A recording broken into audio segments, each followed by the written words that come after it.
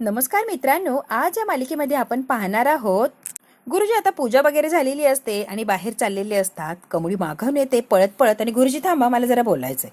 गुरुजी, पूर्वी पूजा सुरू व्हायच्या आधी तुम्ही मला प्रश्न का विचारत होता एवढे मला कळतंय, आणि तुमच्या सगळ्या प्रश्नांची उत्तरं माझ्याकडे आहेच, म्हणूनच ते प्रश्नांची उत्तरं द्यायला मी इथे आली आहे. मला जी शंका आहे ती अगदी खरी आहे. मी अन्नपूर्णा आजीची नात नाहीच आहे. कमळी हे गुरुजींची बोलत असते तेव्हा चोरून ऐकत असते ही अनिका. राजन बोलायला लागलेले असतात, गुरुजी गोष्ट कुणाला सांगू नको असं मी कमळीला सांगितलं होतं, पण तिचं मन निराग असे नाव, त्यामुळे सगळं काही सत्य सांगावं असं वाटलं. कमळी या घरची मोठी नात नाहीये. आम्ही दोघांनी मिळून हा प्लॅनिंग केला होता, फक्त आणि फक्त अन्नपूर्णा मॅडम नीट व्हाव्या यासाठी.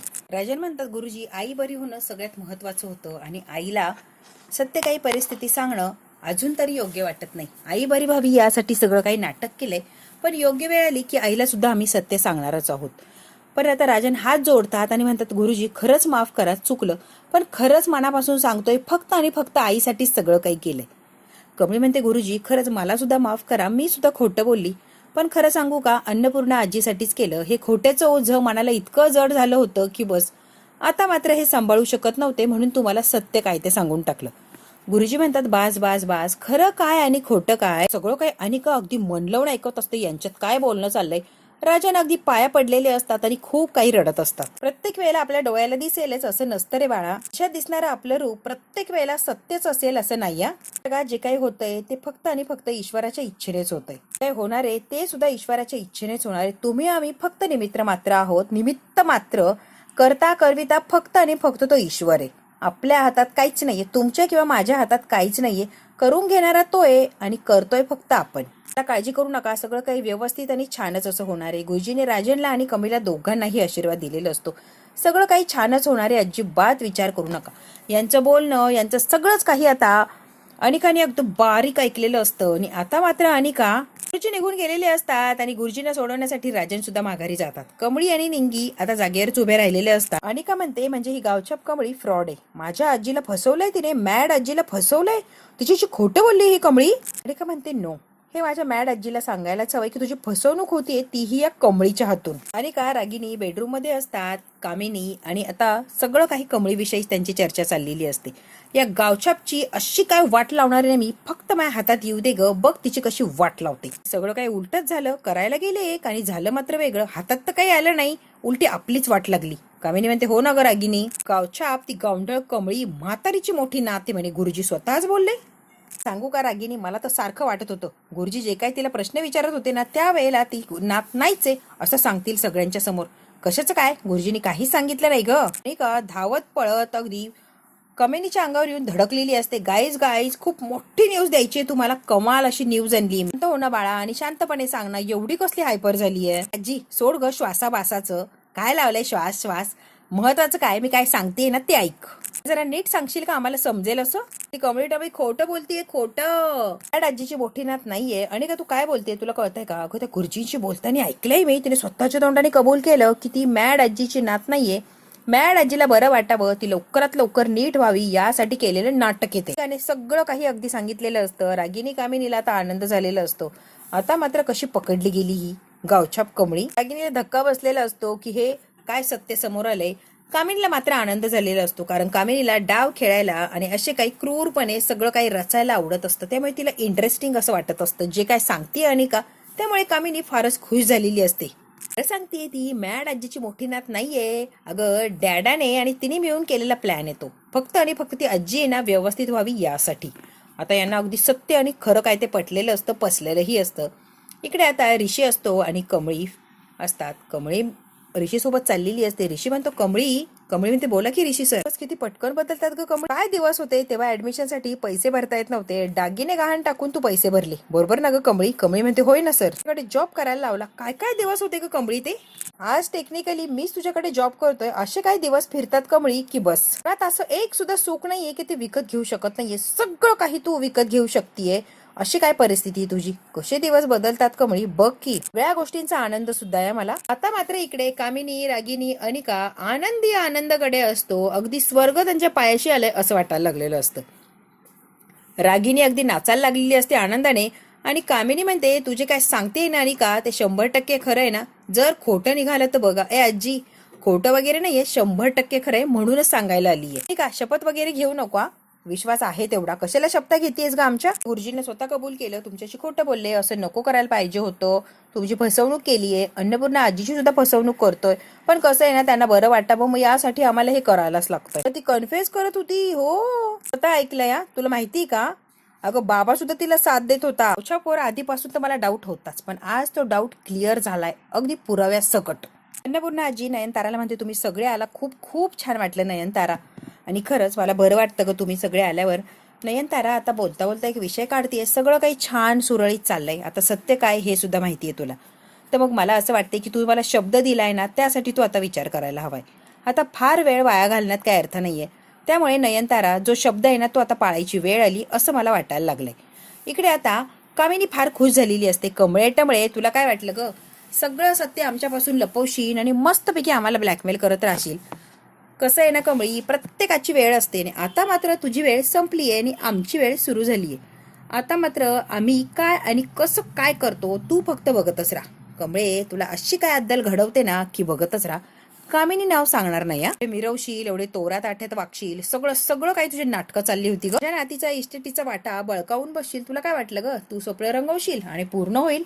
शेट, कामिनी आहे तोपर्यंत असं काहीच होणार नाही. का तिने कामिनीला ओळखलेलंच नाहीये, त्यामुळे म्हणूनच एवढी उडती ना ती कमळी. आणि हा राजन त्याच्या आईला बरं करण्यासाठी कोणत्या थराला गेलाय बघ की. आता मात्र अनिका बेबी, तुला एक सांगतेय मी, तू मला जी काय बातमी दिली ना, ती बातमी आता मला म्हातारीपर्यंत पोहोचवायची आहे. म्हातारीपर्यंत अशी काय ती बातमी पोहोचवणार आहे की म्हातारीच्या पायाखालची जमीनच सरकली पाहिजे. परत ती म्हातारी पहिल्या अवस्थेत आली पाहिजे आणि परत लोळी पांगळी पडली पाहिजे. अशी काय तिला धमाकेदार बातमी देते मी, अशी रंगवून सांगते ना की त्या म्हातारीचं विश्वास अगदी हरपून गेलं पाहिजे. तू ये ना आता फक्त विचार कर, मी काय आणि कशी वाट लावते त्या कमळीची. सत्य असं काय म्हातारीपर्यंत पोहोचवते ना की म्हातारी शॉक मध्ये गेली पाहिजे. शॉक मध्ये म्हातारी गेली ना की पुन्हा तिचं ते जिवंत मुर्द्यासारखं तिचं पडलेलं शरीर बघायचंय, ती अवस्था बघायची. फक्त जिवंत मढ राहिलं पाहिजे शिल्लक, अशी काय त्या म्हातारीची अवस्था करते. रागिनी म्हणते, आई कमळी खूप डेंजर या, अजिबात तिच्यावर विश्वास ठेवू नको, ती काहीही करू शकते, एवढं लक्षात ठेव. त्यामुळे तिच्या नादाला तर लागायला जाऊच नको. काय करायचंय ना, लवकरात लवकर आणि फार सांभाळून करा. ती कमळी कुणाच्याच हाताला येत नसते. कामिनी म्हणते, उद्याच करणार आहे सगळं काही. रागिनी म्हणते, उद्या? अगं थोडं दम वगैरे थांबायचं नाही. त्या कमळीला अशी शेणातल्या किड्यासारखी कशी बाहेर फेकते ना, बघतच राहा. उद्याच तिची वाट लावून टाकते सगळ्यांच्या समोर.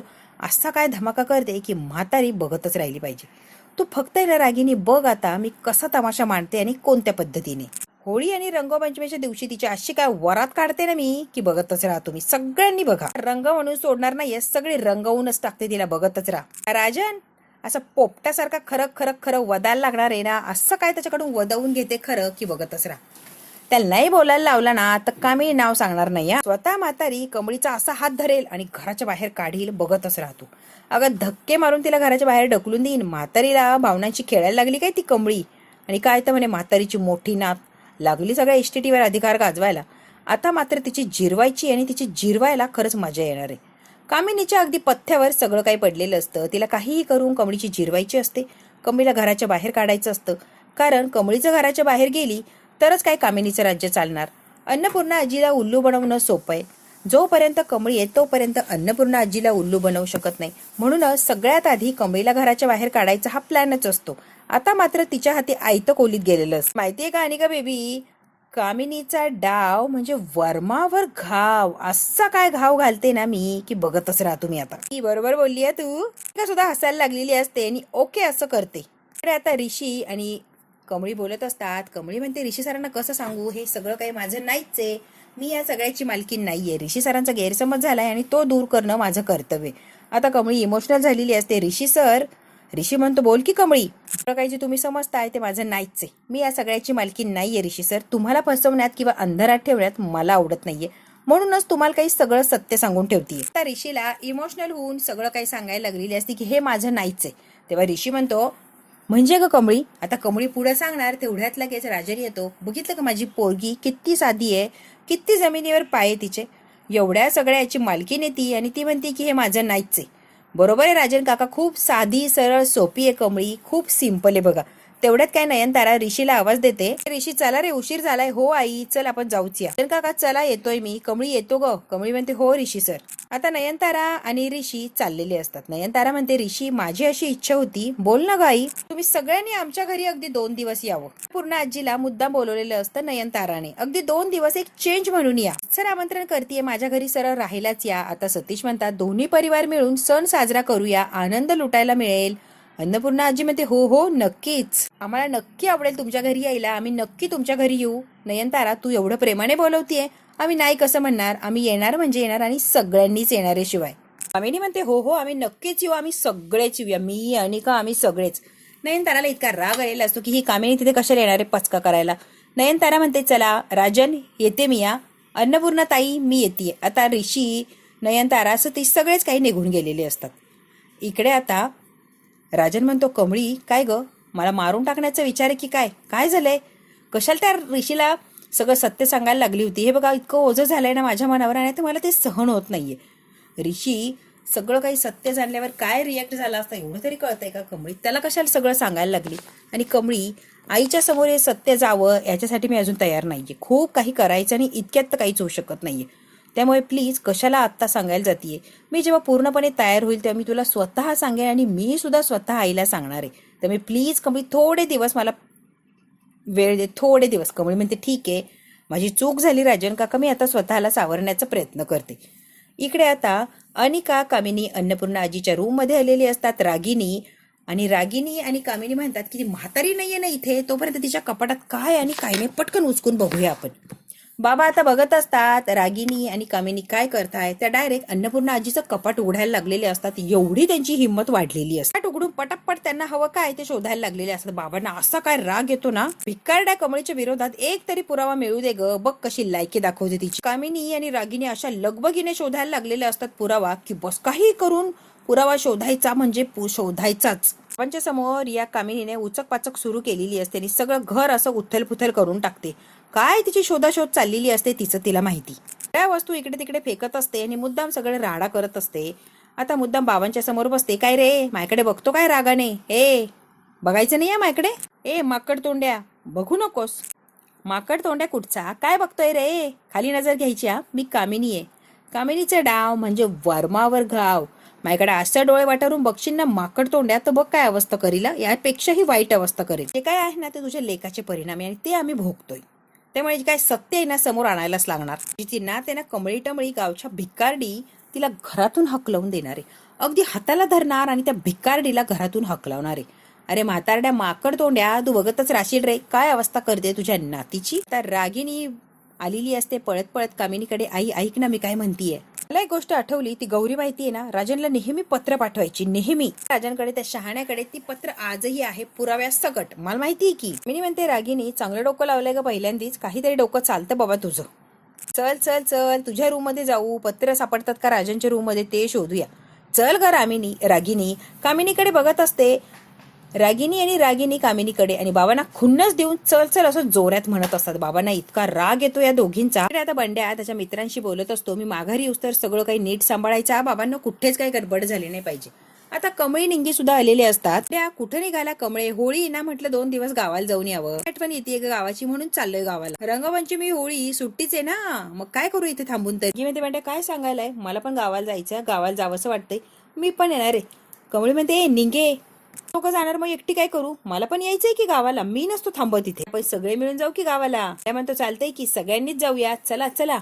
कमळी म्हणते एक नंबर मजा करू. आता बंड्याला कळालेलं असतं की यांना गावाला नेलं तर पचकाच होणार आहे, आता काय करायचं. कमळीला आबा गेल्याचं कळालं तर अवघड होऊन बसणार, आता काय करू. कमळीला गावाकडे नेऊन अजिबात चालणार नाहीये, त्यामुळे मी जायचं नाही असंच म्हणतो. म्हणते बंड्या 2 दिवस सुट्टी ना, आई आणि आबा आपल्याला बघून लई खुश होणार आहे, त्यामुळे आपल्याला जायलाच लागणार. आईच्या आजची पुरणपोळी खायची निंगे, कळते का तुला, कधी खाईन ना असं झालंय मला खरं सांगते. कमळीने सगळे प्लॅनिंग केलेले असतात, स्वप्न रंगवलेले असतात, काय करायचं आणि काय नाही गावाला गेल्यावर.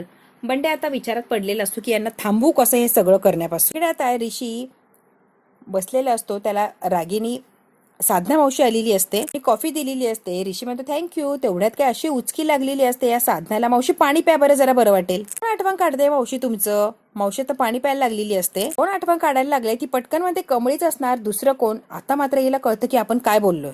ऋषी म्हणतो कमळी आणि ती का आठवण काढेल, तिचं काय संबंध. ऋषी सर सारखं कमळीचं नाव असताना म्हणून माझ्या पण तोंडातून निघून गेले. इथे येणारे आणि 2 दिवस राहूनच जाणारे सगळे येणारे मस्त मज्जा धमाल करायला, होळी रंगपंचमी सगळे एकत्र साजरं करायचे, त्यासाठीच इथे येणार आहे. आता साधनाला कळालेलं असतं की राजांची पूर्ण फॅमिली इथेच येणारे 2 दिवस राहायला. आता मात्र साधना खूप घाबरलेली असते. म्हणतो मावशी काय विचार करायला लागला हो, काही टेन्शन आहे का. काय नाही हो ऋषी बाबा, ती पोरगी सहन करून घेणाऱ्यातली पोरगी नाही आहे, स्ट्रॉंग पोरगी आहे. काळजी करायचीच नाही त्या कमळीची. इतका जवाब पत्थरमध्ये देते ती, त्यामुळे एकदम स्वतःला ती अशी परफेक्ट सांभाळू शकते. आता साधना किचन मध्ये चाललेली असते आणि विचार करत असते, सगळं महाजन कुटुंब इथे येणारे म्हटल्यावर त्यांच्या समोर येऊन चालणारच नाहीये, मला लपायला लागणार. ते निघून गेले 2 दिवस तर काय होणार. त्यांना जर कळालं की मी इथे आणि माझी कमळी मुलगी आहे तर काहीही करून कमळीला त्या मारण्याचा प्रयत्न नक्कीच करणार. आता साधनाने वेगळाच विचार केलेला असतो, काहीही झालं तरी इथेच थांबायचंय. त्यांच्याबरोबर थांबलं की कमळीचं रक्षण करता येईल आणि त्यांचं काय चाललंय हे आपल्याला लगेच कळेल. त्यामुळे साधना म्हणते मी इथे थांबणारच आहे माझ्या कमळीसाठी. कामिनी रागिनी राजांच्या रूम मधलं सगळं काही उचकपाचक करत असतात आणि साधनाने लिहिलेले पत्र कुठे सापडतात का ते शोधत असतात.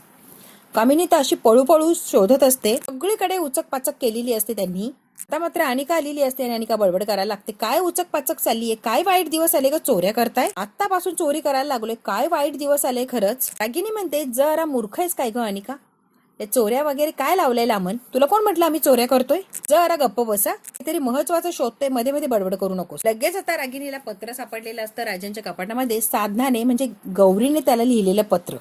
आता एक सापडलेलं असतं, अजून काहीतरी शोधायचं असतं. रागिनी एका मिनिटात उठते आणि परत कपाट उघडते, मी शोधते की लगेच. अनिका म्हणते काय काय पुरावे फिरावे पत्र फित्र काय चाललंय का तुमचं, मला काही कळत नाही. या अनिका म्हणते माझी ट्यूब आत्ता पेटली, तुम्ही लोक पत्र चोरताय. आता कामिनी हसायला लागलेली असते, अनिकाच्या बुद्धीची सुद्धा कमाल आहे. बाळा आपण इथे कोणतीच चोरी करत नाही आहोत, जी काही चोरी झाली आहे ना ती पकडायचं काम करतोय, कळालं सोनू.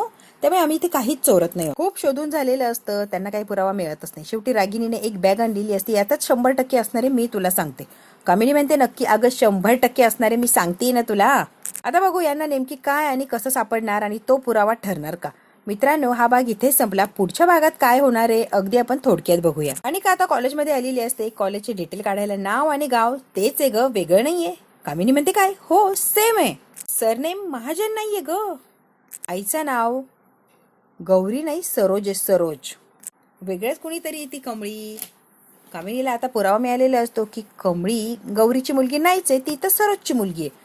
आता दोन्ही पत्रांचं हँड मॅच करण्याचा प्रयत्न करत असते रागिनी आणि कामिनी. ऋषी निंगीला आणि कमळीला म्हणत असतो की तुम्ही आमच्या घरी येणार आहात, अजिबात काही कारण द्यायची नाही. आता ही साधना स्वयंपाक करत असते, परत गरम पाण्याने तिचा हात भासतो. ऋषी म्हणतो काय हो किती घाई करता, पाहुणे येणारे ना म्हणून थोडी घाई करायला लागले, सावकाश करा हो. माहितीये मावशी तुम्हाला कसली घाई लागली आहे, फक्त आणि फक्त कमळीला भेटायचंय. हो नक्की भेटाल तिला मावशी, डोंट वरी, कमळीची आणि तुमची भेट होईल, अजिबात काळजी करू नका आणि मी स्वतः ओळख करून देईल. आता बघू साधनाला खूप टेन्शन आलेलं असतं की कमळीला भेटायचं, पण पुढे काय होणार त्याला सुद्धा सामोरं जायला लागणार. आता मित्रांनो हा भाग इथेच संपलाय. आता नेमकी कमळी भेटणार का आणि कमळी समोर आल्यावर सगळं काही सत्य सांगून टाकणार की ही गौरी आणि राजनची बायको आणि राजनची मुलगी नयनताराच्या घरी राजनला मिळणार का. मित्रांनो हे सगळं काही जर बघायचं असेल तर बघायला पुढचा भाग. हा भाग इथेच संपला. व्हिडिओ आवडल्यास लाईक शेअर सबस्क्राईब नक्की करा. धन्यवाद.